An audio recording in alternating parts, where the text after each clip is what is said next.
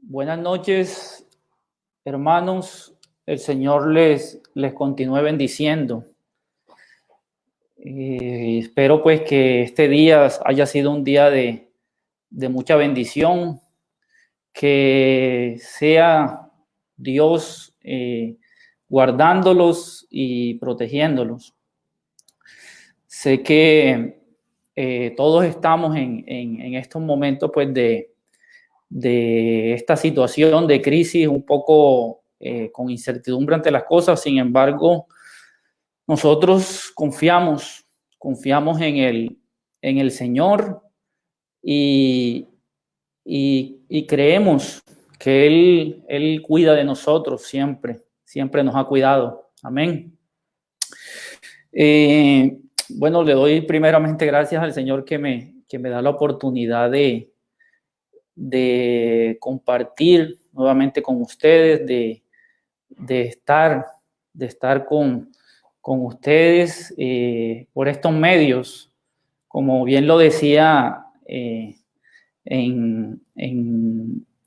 la oportunidad anterior, no podemos físicamente estar pues para abrazarnos, para darnos un afectuoso saludo, pero estamos aquí compartiendo, estamos acá gracias al Señor que nos ha guardado.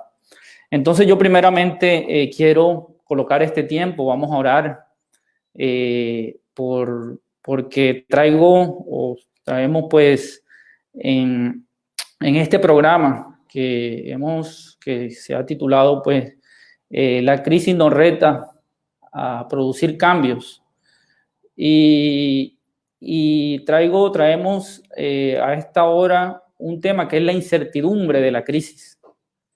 Entonces quiero poner de antemano ante Dios primero que todo esta reflexión, esta palabra que vamos a compartir y que llegue a los corazones, que esta palabra, lo que nosotros digamos, no sea de nosotros por voluntad, sino porque el Espíritu Santo está en medio de este tiempo, en medio de nosotros. Por eso, bueno, Señor y Padre amado, Dios, yo, Padre mío, delante de ti coloco, Señor, este tiempo.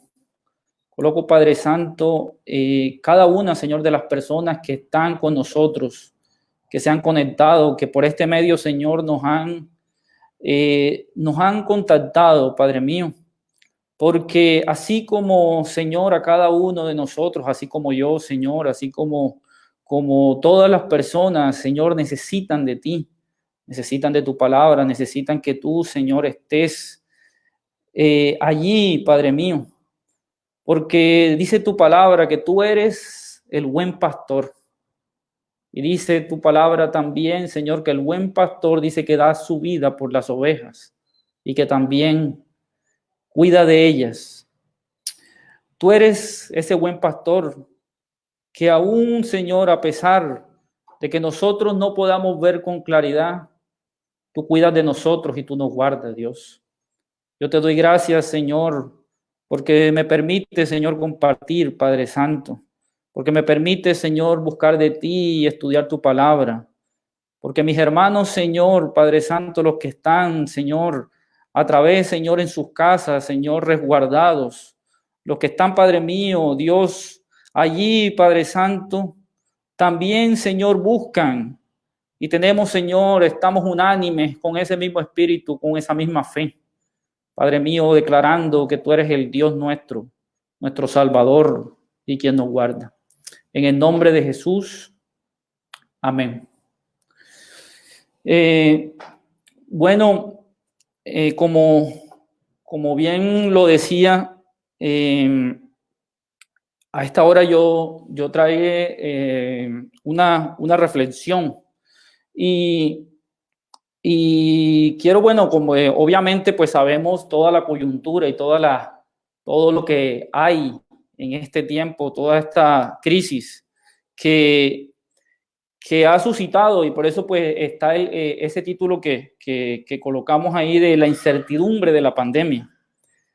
Y eso lleva a una pregunta, es ¿qué hacer? O sea, ¿qué hacer en esta crisis?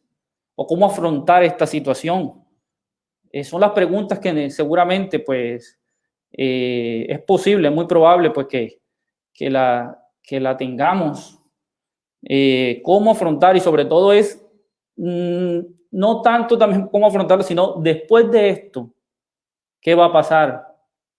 Porque seguramente toda esta situación va a producir un cambio. Y eso es lo que precisamente estamos, que la crisis nos reta a eso, a producir el cambio. Y bueno, todo esto trae también, hay un tiempo en el que está la desesperanza.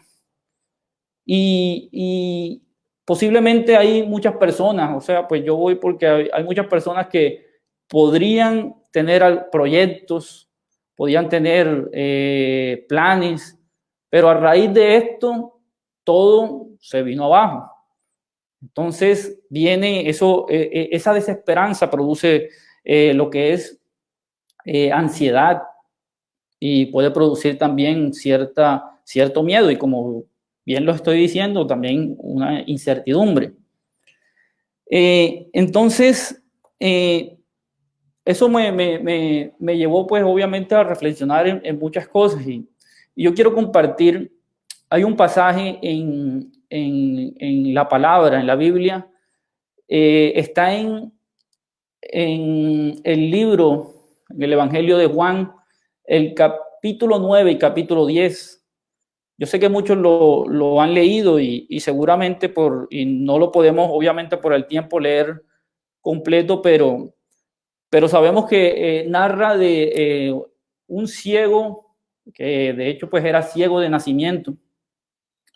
Y ese ciego de nacimiento, dice la palabra que Jesús lo vio y que fue cuando hizo barro, lo echó en sus ojos y le dijo, ve y lávate. El ciego fue, se lavó y recobró la vista. Y bueno, ahí después de eso hubo varios sucesos que le acontecen a este personaje. Pero después de esos sucesos hay unos en particular, que es con los fariseos. Y posterior en el capítulo 10, Jesús hace una confrontación a los fariseos. Y él les dice dos cosas puntuales. Él le dice a los fariseos, yo soy la puerta y yo soy el buen pastor. Entonces, eso para introducir a esto que queremos hoy, una charla que traigo y yo traje como un invitado para mí realmente muy, muy especial. Es un pastor de la red juvenil cuadrangular. Él es de la red en la zona del área metropolitana de Medellín. Aproximadamente son 50 iglesias que él lidera. Su nombre es Yanni Palacios. Y bueno, quiero darle la bienvenida a Yanni, que sé, para mí sí es una bendición, y bueno, sé que he aprendido también mucho de él. Hola Yanni, ¿cómo estás? Bendiciones. Bendiciones, Mario. Bendiciones para todos los hermanos y personas que nos están contactando a través de este medio. Amén, amén. Pastor, bueno, sé que, bueno, ahorita que hacía la introducción, me llama la atención de este tiempo, hay algo global, y es que hay una incertidumbre a raíz de la crisis, ¿verdad? Pero entonces yo sé que usted pues tiene bastante experiencia, y yo quiero pues como saber su punto de cómo podemos nosotros entender este momento crítico por el que estamos atravesando. O sea, ¿qué podemos nosotros hacer? O sea, hay muchas digamos, sí, hipótesis acerca de lo que está pasando. Pero me gustaría escucharlo a usted, seguramente, pues, y a raíz y sobre todo en la palabra. Con base en la palabra, por lo menos hay 4 puntos fundamentales en ese pasaje que nosotros estamos hablando. Y uno es cómo cómo obtener esa luz o la claridad requerida en este tiempo. Como cuando Jesús le decía que al ciego llegó y él le decía, bueno, yo soy la luz, porque los discípulos decían, bueno, ¿quién pecó? ¿Fue él o fueron sus padres? Como diciendo, bueno, esto, pero él dice, no, es que yo no estoy aquí, esto es para ver el poder de Dios. Y además de eso, como respuesta de que él le dijo, yo soy la luz, yo vengo es a solucionar, a dar luz, no a que estén en tinieblas, ¿sí? Y como segundo, bueno, me hago la pregunta ante las situaciones, ¿me siento yo salvo? O sea, me siento yo, ¿qué tal si mañana nos dicen, bueno, ya se acabó esta situación, ya mañana podemos salir a la calle? Entonces, si usted ya saldría y allá donde usted está, bueno, usted coge el metro, acá cogemos metro, si no. Entonces, si cogemos y podemos andar, pues se siente uno a salvo con todo esto. ¿Se siente usted así? Y otra pregunta es, ¿cuál es la posición o cuál es mi actitud ante Jesús que yo debo tener para ver la oportunidad ante esta situación? Es otra pregunta que yo tengo.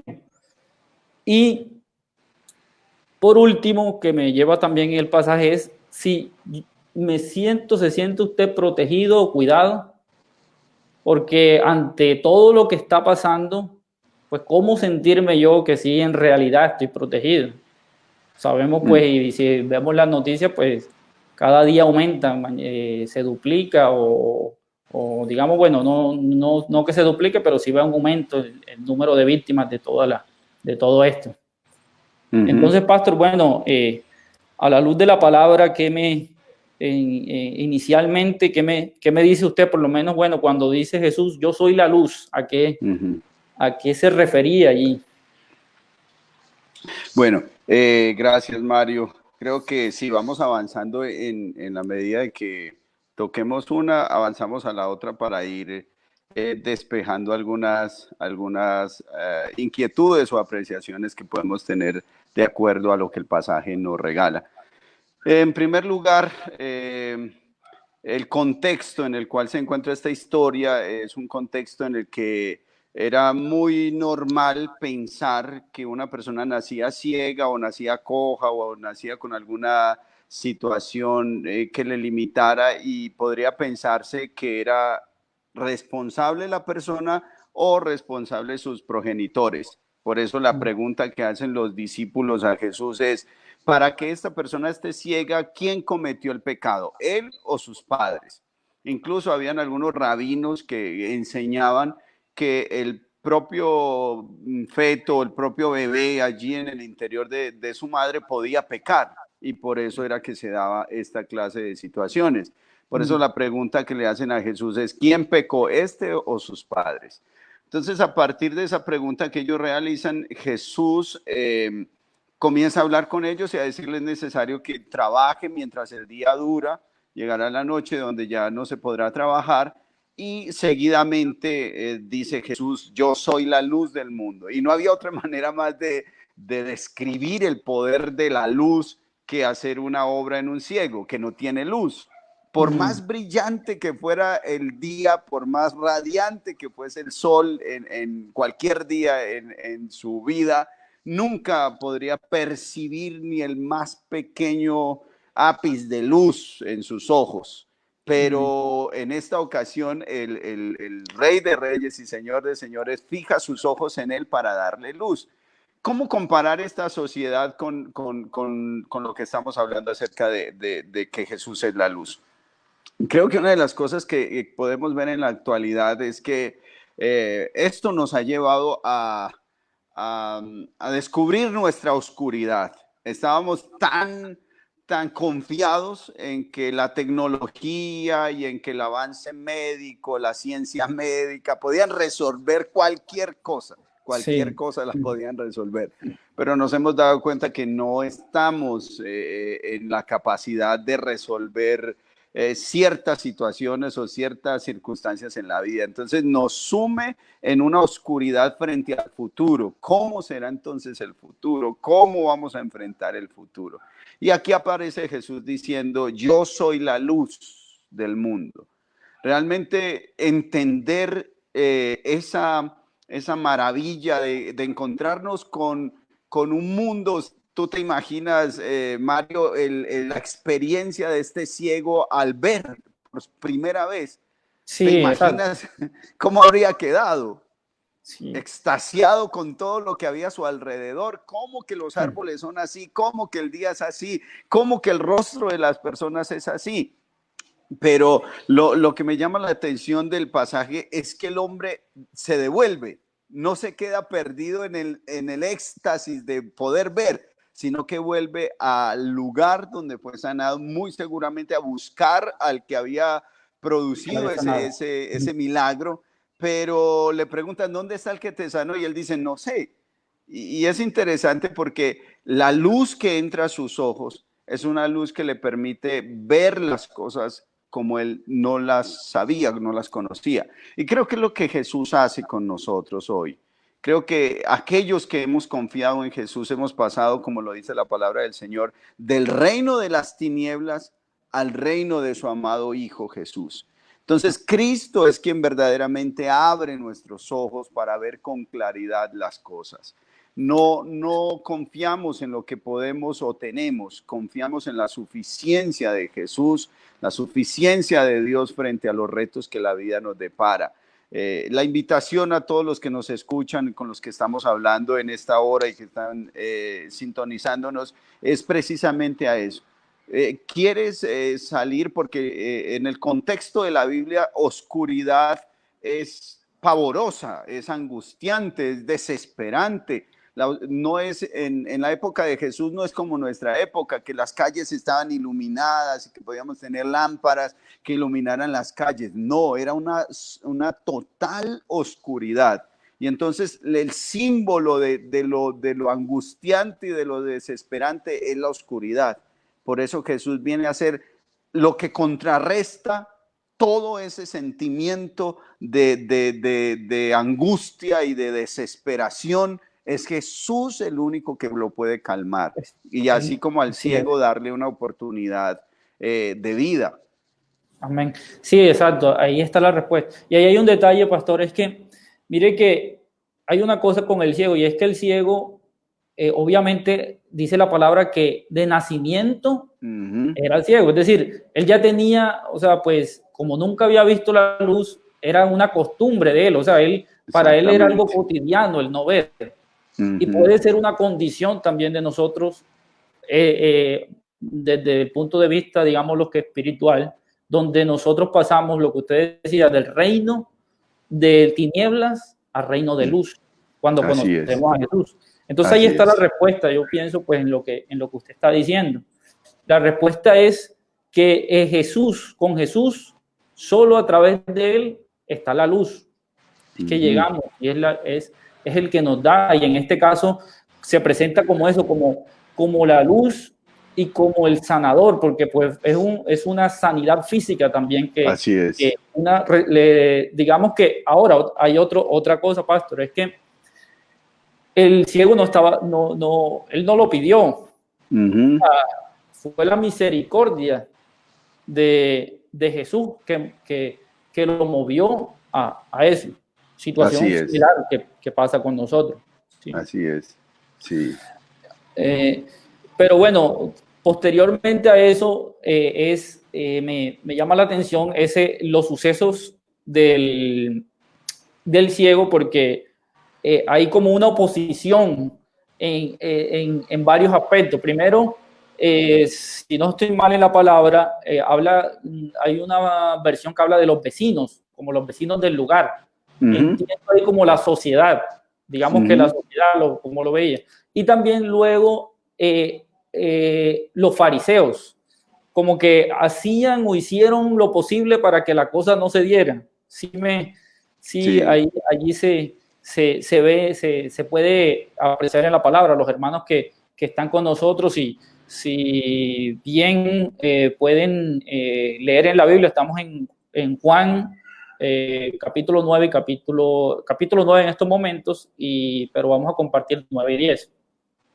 Entonces, eso me llama la atención, cómo a pesar de esta persona, que bueno, además de que es ciego, entonces los vecinos y los fariseos le caen. Entonces, ¿cómo entender también eso? Porque, bueno, en estos momentos hay una situación similar en cuanto a la oscuridad, digamos que del ciego, haciendo la analogía de la situación actual, de que hay, digamos que la oscuridad para el ciego es la situación actual, pero llega Jesús el que da la luz. Y ahorita, pero entonces, ¿cómo analizamos esa situación de que la sociedad se opone a eso y las personas que supuestamente los que están y los que predican la palabra no son respuesta, o más bien se oponen a ese milagro que sucedió en esos momentos? Sí. Lo que pasa es que es también muy particular que un suceso como estos, que representa algo sobrenatural, algo maravilloso, algo que debería motivarlos a la celebración, a la alegría, resulte siendo el punto de partida para una crítica y para una censura. Pero todo radica en varios aspectos. Primero, para el ciego era excluido socialmente. Es decir, en aquel entonces, toda persona que nacía con alguna discapacidad o alguna situación física, casi que el rótulo que se le daba era de mendicidad. Su vida iba a ser una vida de mendicidad. Entonces, en el caso del ciego, lo más seguro es que estaba viviendo de la caridad pública, y que muy posiblemente, al tener en la mente esta teología de quién pecó, este o sus padres, esto iba a ser general en todo el pueblo. Todo el pueblo más o menos tendría el mismo pensamiento. ¿Este pecó o pecaron sus padres? Y por eso le vino lo que le vino. Muy seguramente la mamá, caminando con el niño, le decía: pilas, pues, si peca, porque mire lo que le puede pasar, quedar como el ciego. Es decir, el ciego se había convertido en un referente de lo que le pasa a los pecadores. Pero ese estigma social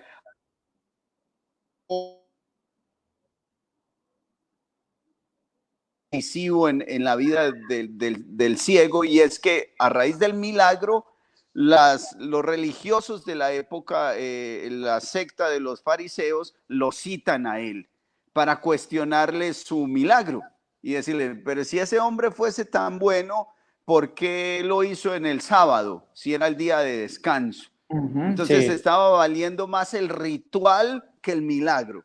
Estaba siendo más importante la religiosidad que la persona.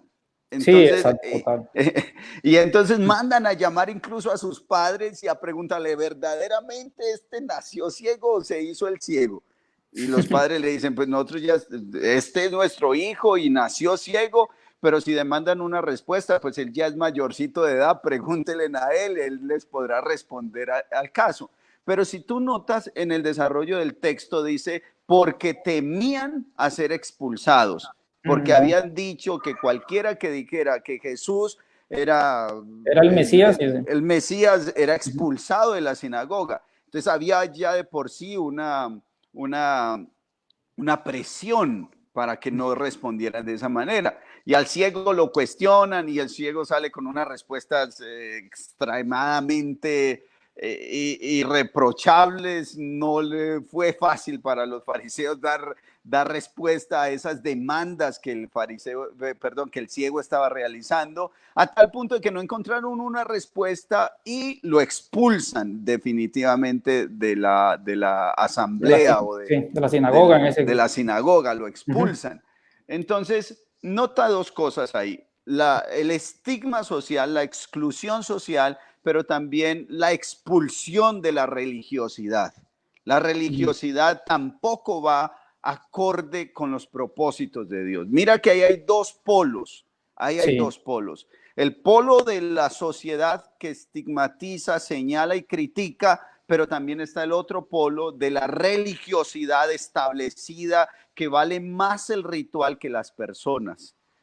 Entonces, y estos dos que de por sí dan un cimiento a la vida de las personas, nosotros crecemos en sociedad y la religión hace parte importante del desarrollo de la persona y en especial de crecer con valores y de crecer con principios, pero estos dos elementos que le dan seguridad, estabilidad al crecimiento de la vida de una persona han sido un rotundo fracaso en la vida de este hombre. ¿Qué le queda a este hombre? ¿Qué le queda a este hombre? ¿Para qué haber recibido la vista si la religiosidad me excluye?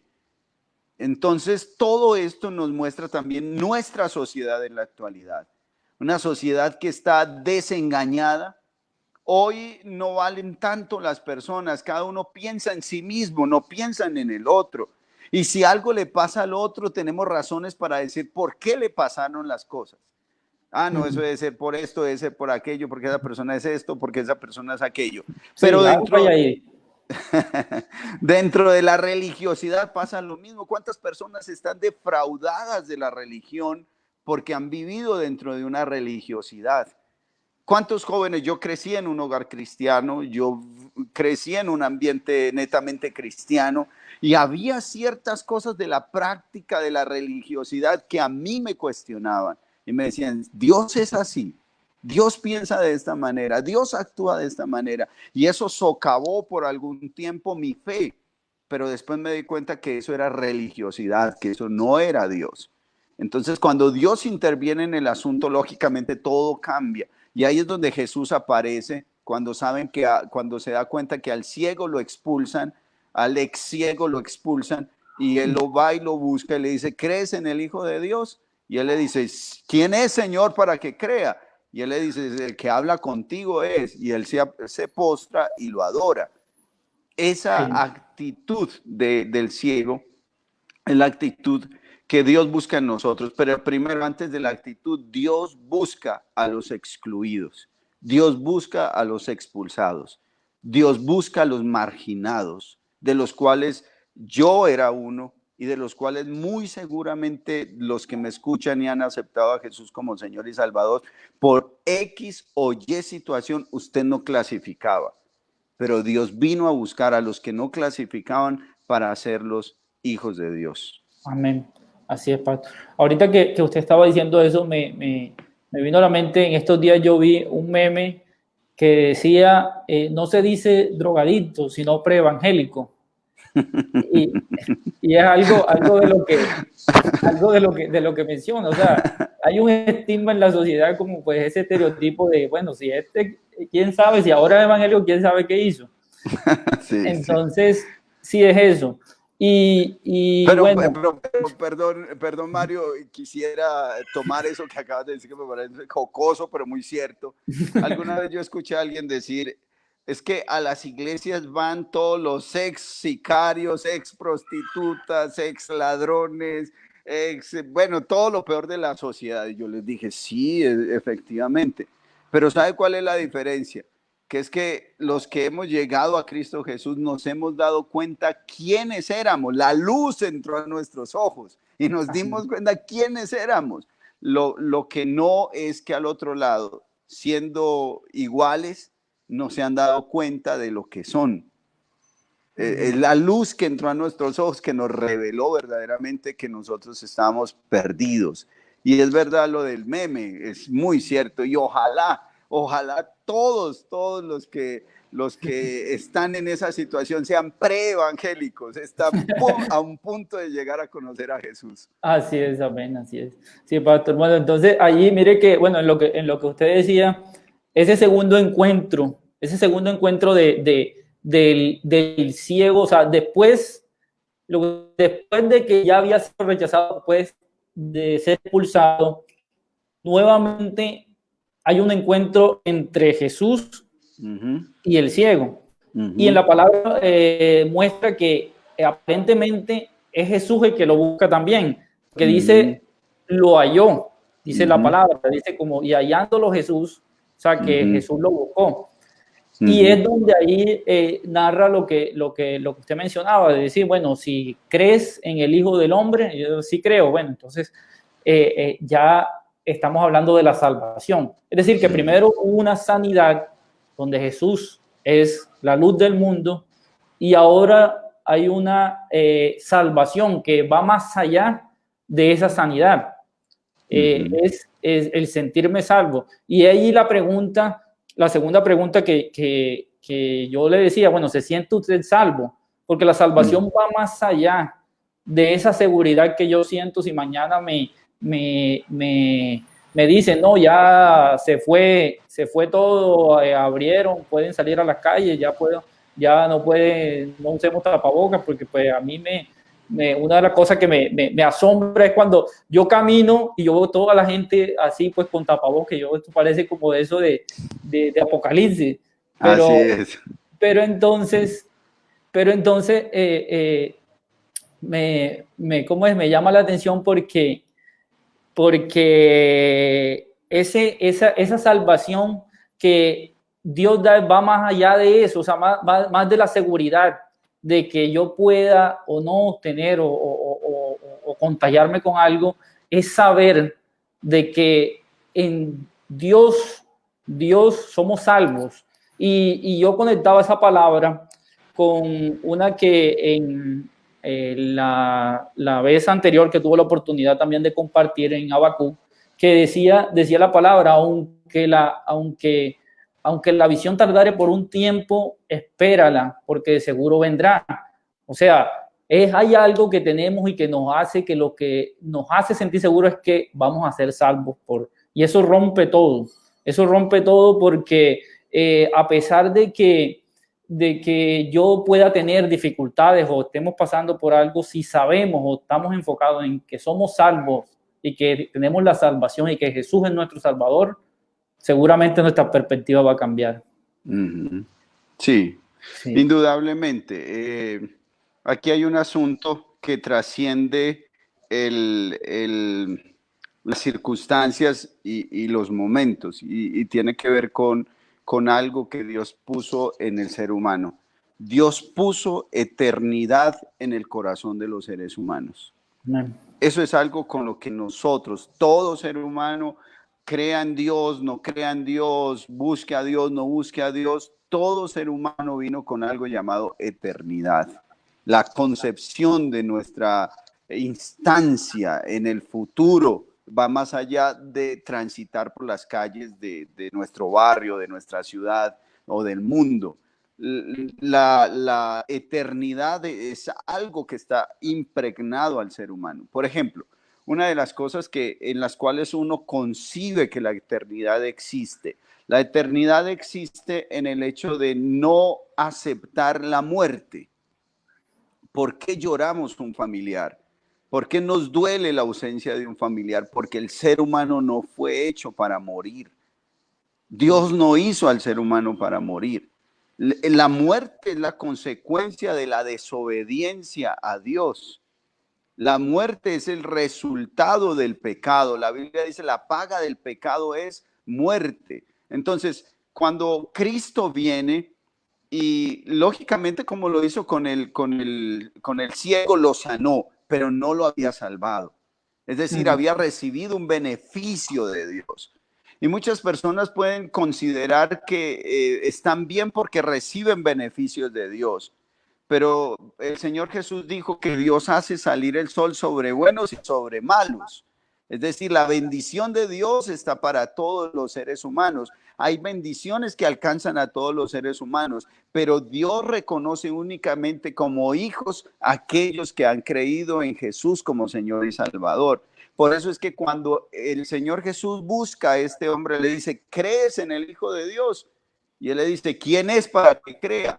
Y él le dice, yo soy. Él inmediatamente lo reconoce y lo adora. Entonces ahí se abre algo maravilloso para el ciego y es la salvación de su alma. Ya ahorita no necesita que la sociedad lo aplauda, no necesita que la religiosidad lo acepte. Él tiene a Jesús y Jesús es suficiente para sostener su vida. La fe en Jesús es suficiente para avanzar en la vida. No se necesita nada más. Un teólogo decía, si tienes a Dios, nada es necesario, pero si no tienes a Dios, nada es suficiente.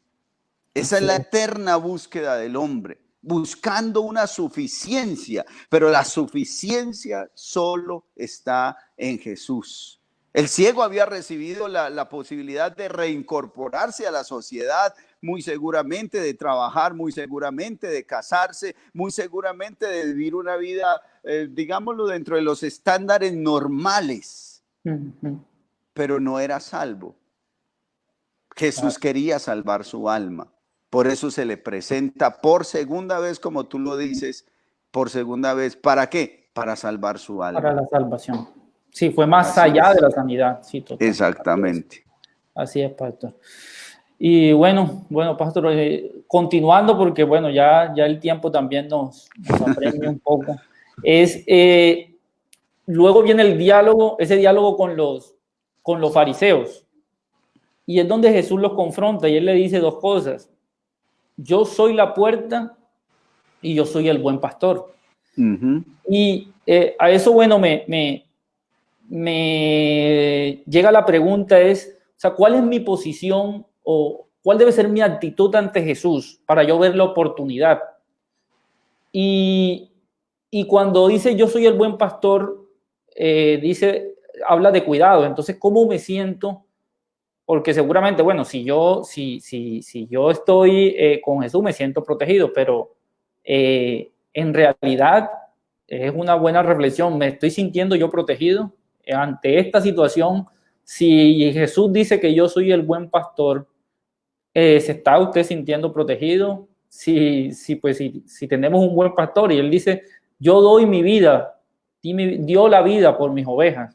O sea, tenemos una garantía grande donde si el Señor dio la vida es porque seguramente somos de tanto aprecio para Él como para cuidarnos bastante. Entonces, sí, esos dos puntos allí, pastor, en ese diálogo que tiene Jesús con los fariseos, ¿qué se puede...? Sí.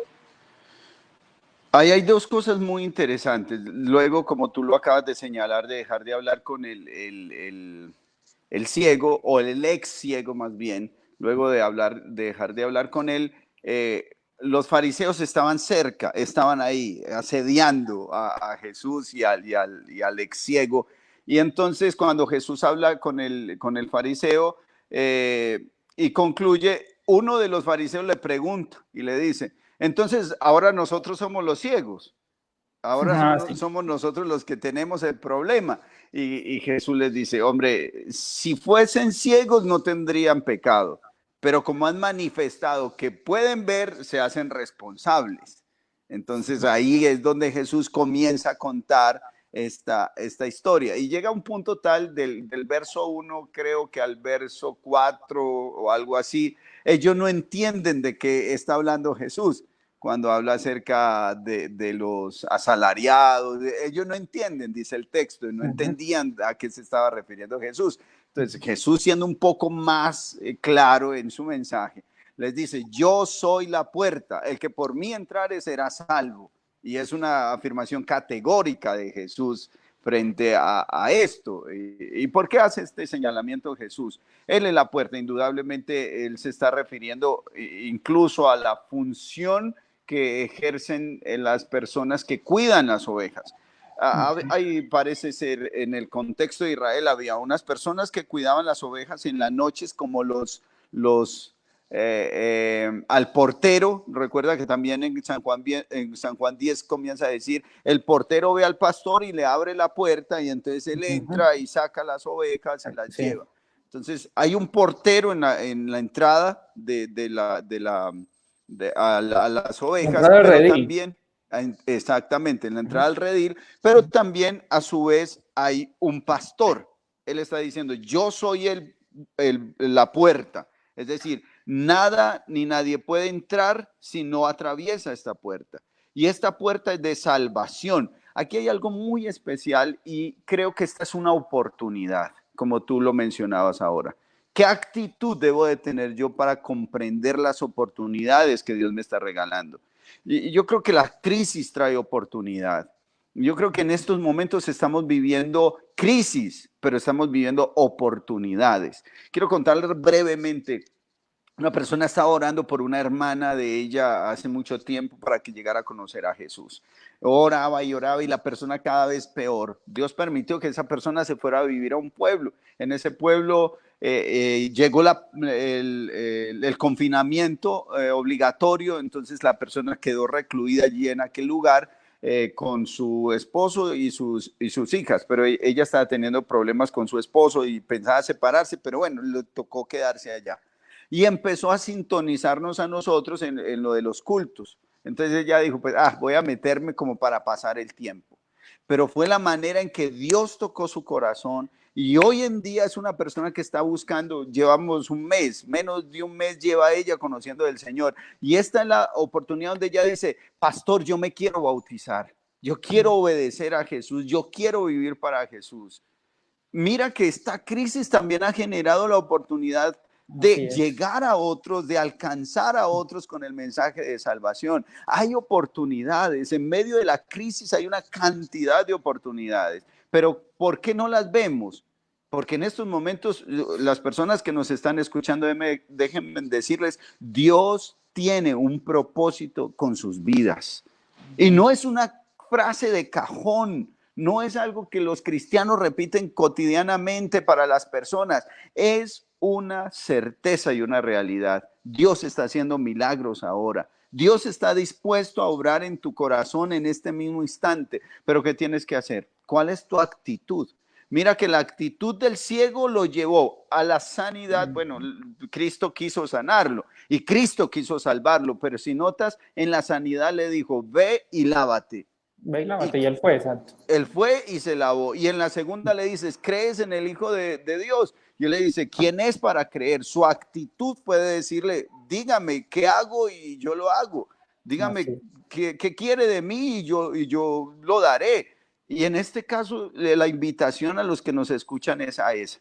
¿Cuál es tu actitud para con Dios? ¿Cómo ven las cosas de Dios? ¿Como una religiosidad, como algo, discúlpame la expresión, harto, algo aburridor, algo soso, algo pasado de moda? Pues si esa es la actitud que tienes, es muy difícil que puedas descubrir las oportunidades que Dios te está abriendo.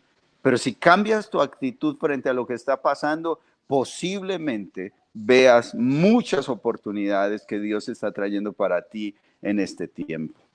Amén, amén, así es, pastor. Así es.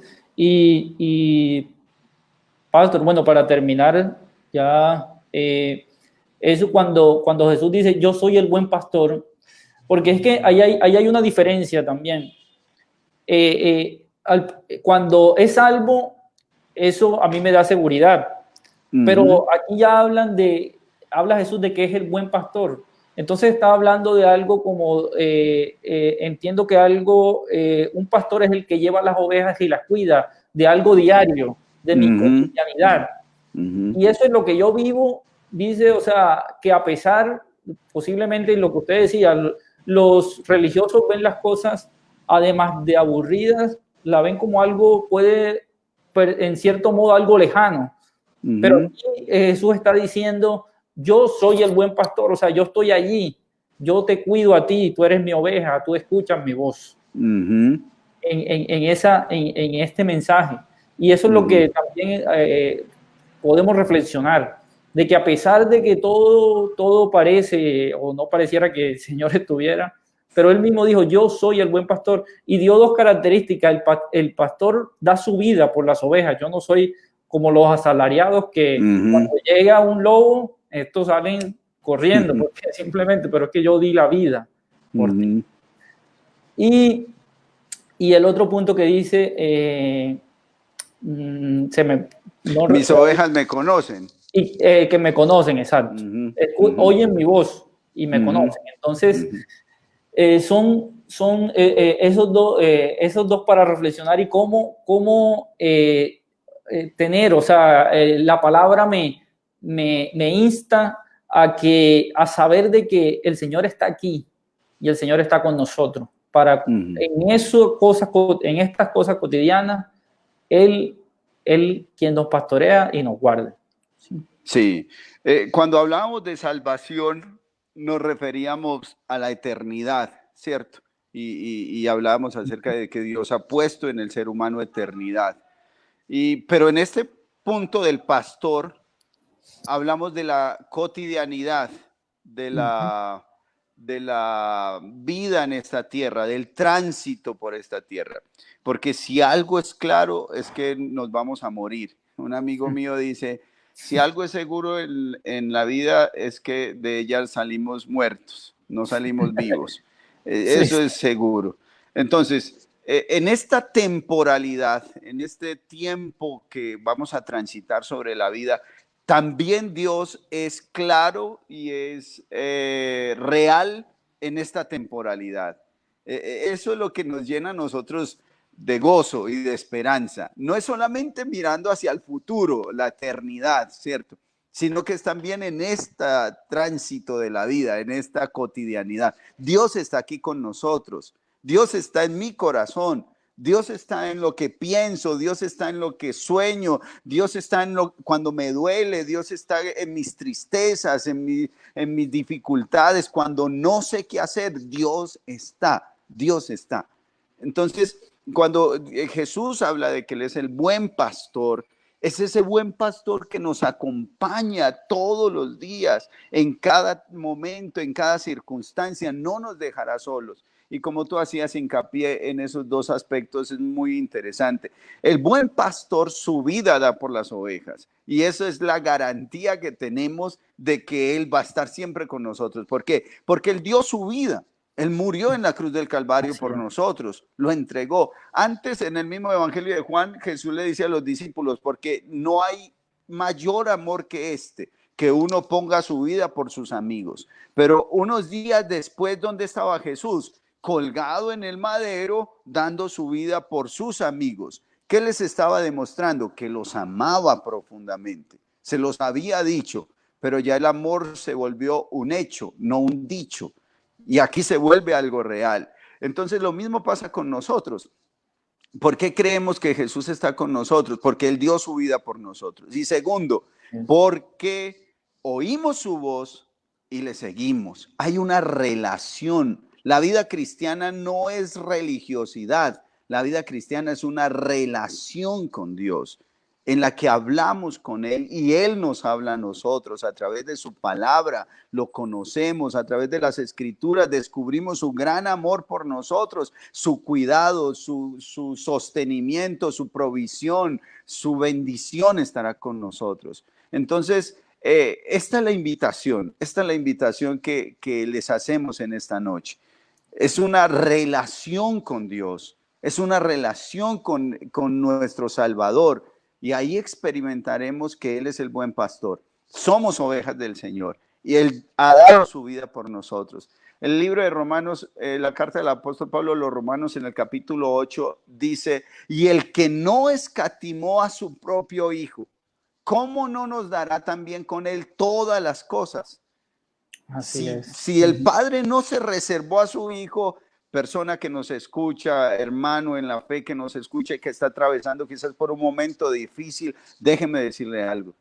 Si Dios no se reservó a su Hijo, sino que lo entregó por ti y por mí, ten la plena certeza de que Él hará todo lo posible para cumplir sus promesas en medio de tu vida, en medio de tu familia, en medio de tu hogar. Amén. Ánimo, adelante, el Señor está con nosotros, Él es nuestro buen pastor.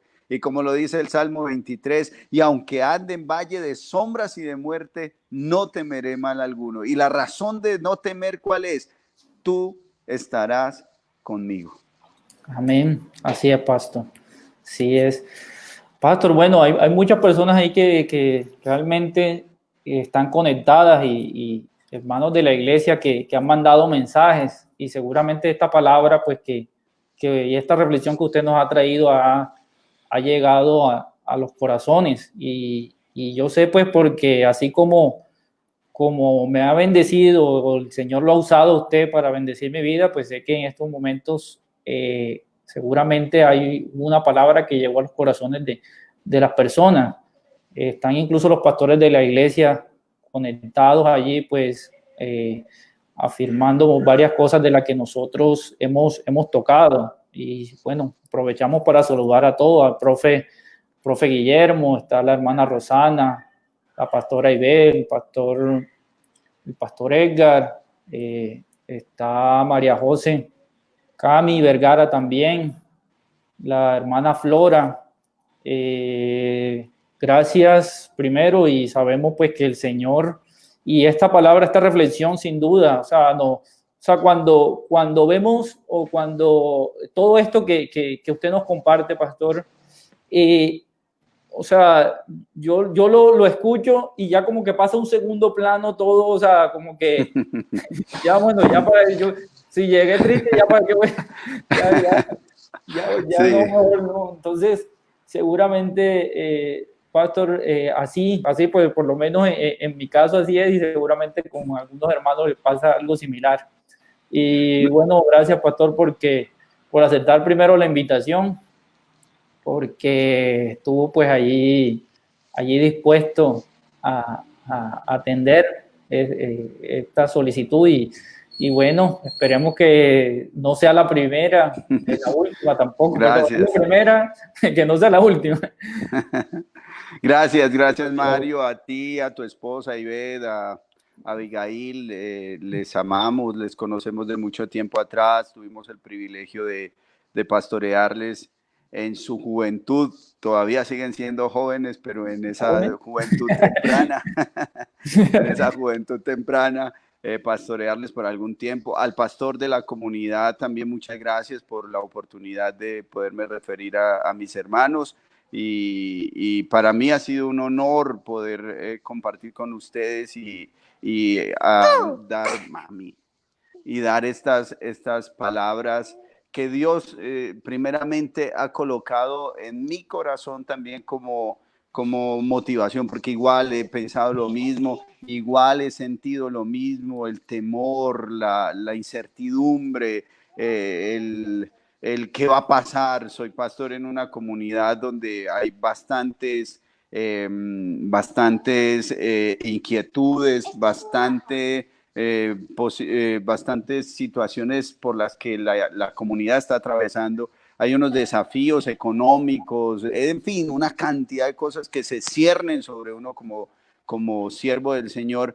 Pero esta palabra también ha venido a ser esperanza para mí, también ha venido a ser consuelo para mí, y a decir, bueno, si yo tengo un pastor que lo dio todo por mí, esto no va a ser la excepción, y confío en su misericordia y en su amor. A todos los hermanos allí de aquella hermosa comunidad, que la gracia y el favor de nuestro Señor Jesucristo les bendiga, que la comunión del Padre permanezca en nuestro corazón, y que el Espíritu de Dios nos guíe a toda verdad. Les amamos en el amor del Señor, somos un solo pueblo, somos un solo rebaño del Señor, y solamente hay un pastor, que es nuestro Señor Jesucristo, el gran pastor de los pastores. Nosotros somos ovejas del Señor, nosotros como pastores también pertenecemos al rebaño del Señor. Por su gracia nos llamó a cuidar de su rebaño, pero igual somos ovejas del Señor y necesitamos del Señor, igual que como cualquier hermano de la congregación. Cuiden a su pastor, oren por su pastor, intercedan por su pastor, porque son tiempos donde también lo necesita urgentemente. Dios les bendiga, muchas gracias. Gracias, Mario, por la invitación. Un abrazo a tu familia, les amamos y gracias. Estamos para servirles. Pastor, gracias también, saludos también a la esposa, y bendiciones también. Que estén muy bien. Pues. Muchas gracias, bendiciones. Bueno, sí. Bueno, hermanos, gracias a Dios que pudimos compartir esta reflexión. Bueno, hay varias personas, está la hermana Yesenia también que está por ahí conectada y no la había saludado, y seguramente muchas de las personas que estaban ahí, que se conectaron, que no la hermana Consuelo que no pude saludar, pero bueno, gracias a Dios, afortunadamente, pues que siempre tiene su palabra para confrontarnos y para traer ese aliciente que estamos necesitando. Entonces yo quiero ya cerrar orando para despedir pues este día o este programa. Señor y Padre amado, Dios, te doy gracias, Señor, por esta palabra, Padre mío. Bendecimos, Señor, al pastor Yanni, Padre Santo, porque tú lo has utilizado, Señor, como instrumento, Dios. Porque hay una palabra, Señor, que tú tienes siempre en tiempos difíciles, Dios. Pero nos has recordado que tú eres eso, Señor, que tú eres la luz y que tú eres el Salvador, Padre Santo, de nosotros. También eres la puerta y sobre todo que eres el buen pastor, que diste su vida por nosotros, Dios. Y que además, Señor, de tu vida dice que tú conoces, el pastor conoce sus ovejas. Tú nos conoces a nosotros, tú conoces, Señor, cuáles son, Padre Santo, nuestras debilidades, cuáles son nuestras flaquezas, nuestras necesidades, Dios. Por eso cada una de las necesidades de nosotros, Señor, de cada una de las personas que están aquí conectadas, yo las pongo delante de ti para que seas tú, Señor, supliendo toda necesidad. En el nombre poderoso de Jesús. Amén. Amén, hermanos. El Señor los bendiga. Chao.